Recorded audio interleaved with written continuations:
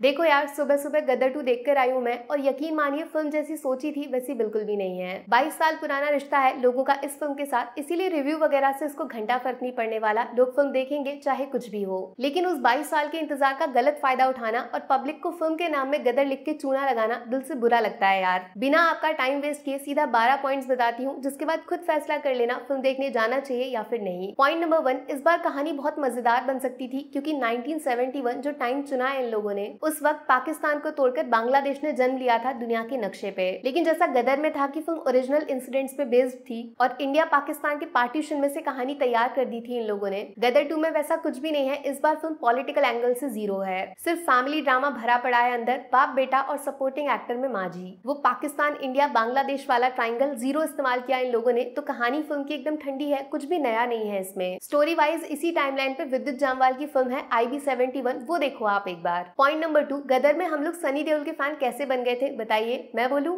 उनके डायलॉग्स और उस डायलॉग को बोलने का तरीका, एक एक शब्द सीधा कानों से दिल दिमाग तक पहुंचता है। अब सोचो सनी देओल से उनके डायलॉग्स छीन लिए जाएं पूरी तरह, सिर्फ हर सीन में उनको जोर से चिल्लाने को बोला जाए, कोई सेंस बनेगा इस शोर शराबे का? गदर 2 की राइटिंग बहुत खराब है लिटरली, डायलॉग्स तो छोड़ो आप, नॉर्मल कन्वर्सेशन दो लोगों के बीच में एकदम बोरिंग है। पॉइंट नंबर 3, गदर 2 के साथ जिस बात का सबसे बड़ा डर था वो सच हो चुका है। कुछ लोगों ने बोला था ना कि डायरेक्टर साहब के पास वाकई कोई कहानी है बताने को, या फिर सिर्फ अपने बेटे के करियर को बचाने का बहाना है ये। सैडली दूसरा वाला ऑप्शन एकदम सही निकला, दिल पे पत्थर रख के बोल रही हूँ इस बात को मैं। फर्स्ट हाफ पूरी तरह उत्कर्ष शर्मा को दिया गया है, जबकि सेकंड हाफ में सनी देओल को याद किया जाता है फिल्म की डूबती नैया बचाने के लिए। अगर आप पैसा खर्च कर रहे हो सनी सर के नाम पे, तो भैया 50% वापस मांगने का हक बनता है आपका डायरेक्टर से। यहीं से निकलता है पॉइंट नंबर 4, एक्चुअली जो 50% फिल्म का हिस्सा दिया गया इन दो नए कैरेक्टर्स को, वो सबसे ज्यादा वर्स्ट पार्ट है इस पूरी फिल्म का। कोशिश हुई थी पूरी तरह सकीना वाली लव स्टोरी को रिपीट करने की, लेकिन निब्बा निब्बी वाला लव एंगल ज्यादा बन गया, जिसको देखकर इश्क मोहब्बत नहीं सिर्फ और सिर्फ नींद आएगी आपको।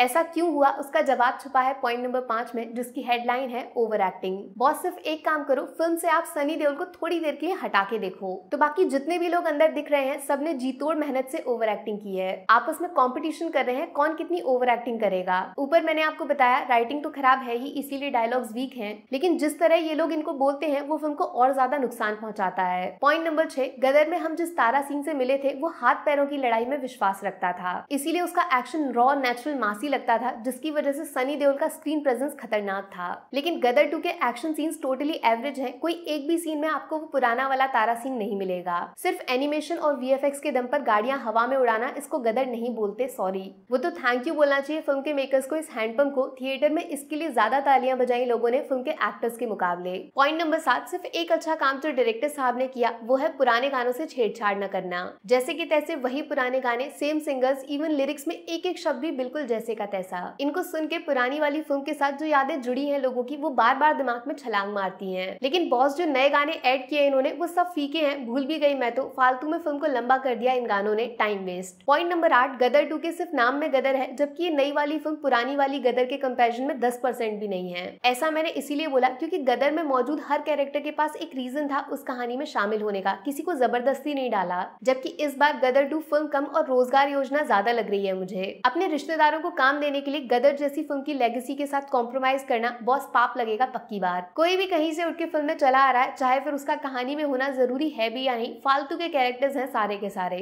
और सबसे ज्यादा फालतू है पॉइंट नंबर 9, अपनी गदर 2 का विलन, भाई एकदम अनवांटेड कैरेक्टर। कहाँ आप उम्मीद लगा रहे थे कि अमरीश पुरी सर के बगल में खड़े होने वाला कोई कैरेक्टर तैयार किया जाएगा गदर 2 में? हकीकत में इस फिल्म का विलन ऐसा लग रहा है अपने कैरेक्टर का मजाक उड़ा रहा है, मतलब कॉमेडी ज्यादा बना दिया, एक्शन कम। जो फेस ऑफ होना चाहिए था तारा सिंह का पाकिस्तान के अंदर घुस के एक बराबरी के विलन से, वो शेर वर्सेस बकरी की लड़ाई बन के रह गई। इसीलिए जब फिल्म एंड होती है ना, तो आपको वो फीलिंग आएगी नहीं कि तारा सिंह को जरा सी भी दिक्कत हुई पाकिस्तान के अंदर। सिर्फ सिगार जलाने से कोई विलन नहीं बन जाता, ये सबसे बड़ा सबक मिलेगा बॉलीवुड के डायरेक्टर्स को, राइटिंग, एक्टिंग और कहानी जरूरी होती है। पॉइंट नंबर 10 में मैं वो बोलूंगी जो आप लोग सुनना चाहते हो गदर 2 के बारे में, अच्छी बात, पॉजिटिव्स। सनी देओल और फिल्म के लास्ट के 15 मिनट, बस यही वो चीज है जिसकी वजह से आप फिल्म के टिकट का पैसा बर्बाद नहीं समझोगे। यहाँ पे क्लासिक सनी देओल का तारा सिंह अवतार नजर आएगा, थोड़ा देर से आएंगे और कम देर के लिए आएंगे, लेकिन सामने वाले का पैंट गीला कर जाएंगे। एक अच्छा मैसेज देने की भी कोशिश की है सनी देओल ने फिल्म के क्लाइमेक्स में, जिसको सुनकर शायद कुछ लोगों को मिर्ची लग जाए, लेकिन तारा सिंह की बात सुननी पड़ेगी। पॉइंट नंबर 11, अमीषा पटेल का इस फिल्म में होना ना होना एक बराबर है, मतलब जिस सकीना की वजह से पूरी गदर की शुरुआत हुई वो गायब है इस बार। भाई जैसे गदर अधूरी अधूरी है तारा सिंह के बिना, ठीक वैसे तारा सिंह भी तो अधूरे हैं अपनी सकीना के बिना।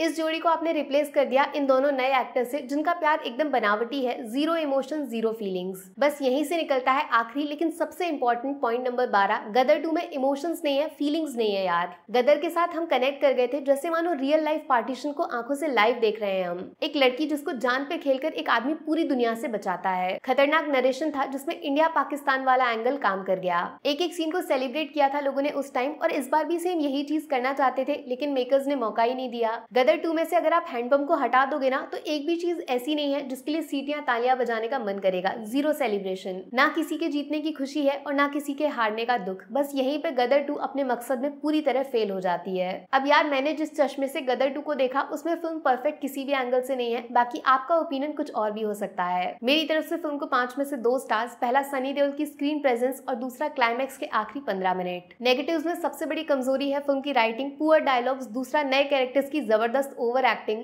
और तीसरा जरूरत से ज्यादा लंबे सीन्स जो ज्यादा खराब इसीलिए लगेंगे क्योंकि इनमें फीलिंग्स और इमोशंस 22 साल वाले एकदम गायब हैं। सॉरी। दिल से एक बात बोलूं, मेकर्स को गदर 2 बनानी ही नहीं चाहिए थी, उस फिल्म की इज्जत को बर्बाद कर दिया खुद अपने हाथों से। बाकी वीडियो में कुछ पसंद आया हो या फिर कुछ शिकायत करनी हो तो मैं आपको इंस्टाग्राम पे भी मिल जाऊंगी, वरना थोड़ा सा इंतजार करिए। मिलूंगी आपसे अगले वीडियो में। Take care, bye bye.